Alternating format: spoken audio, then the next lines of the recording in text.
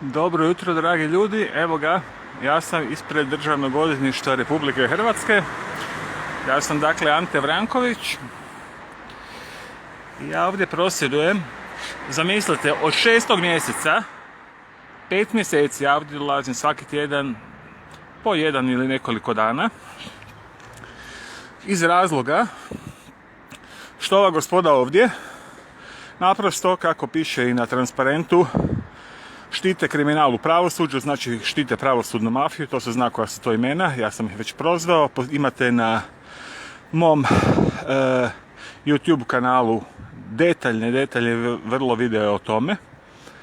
Dakle, radi se o tome da dvoje sudaca, a to su prije svega sutkinja Barlović iz Općinskog kaznenog suda u Zagrebu i dakle sudac Zoran Sršen iz suda u Rijeci. Znači, dvoje sudaca tvrdi da presude 4 drugih sudaca ne postoje.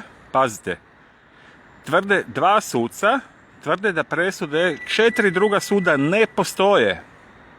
Ne postoje.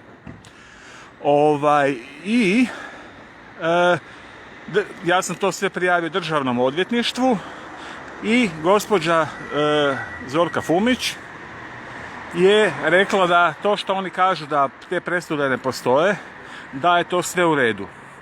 To je potpuno luđaštvo i to vam samo dokazuje da kod nas ne postoji nikakva pravna sigurnost. Sada je upravo ušla gospođa Zorka Fumić koju sam sad malo prije spominjao, ova plava. Dakle, oni tvrde da gospođa Zorka Fumić tvrdi da je to luđaštvo u redu. E pa, ja sam zato u 9. mjesecu počeo štrajk glađu, ja tvrdim da to nije u redu. I meni ne ostaje drugo nego na ovaj način se i dalje boriti, a vjerujem da će uskoro i mediji početi o tome pisati. Uglavnom, evo, imao sam sreće, baš ste mogli doduše samo sa leđa vidjeti tu gospođu Zorku Fumić, ali ste ju mogli vidjeti. Znači, ona prolazi kraj tog transparenta mjesecima i iživljava se, nezakonito se iživljava na čovjeku kojoj, eto, nije imao para dati mito, a da je imao para ne bi dao. Uglavnom, evo, za sada ukratko toliko, a kad bude nešto novo, svakako ću vam javiti. Uglavnom, evo vidite,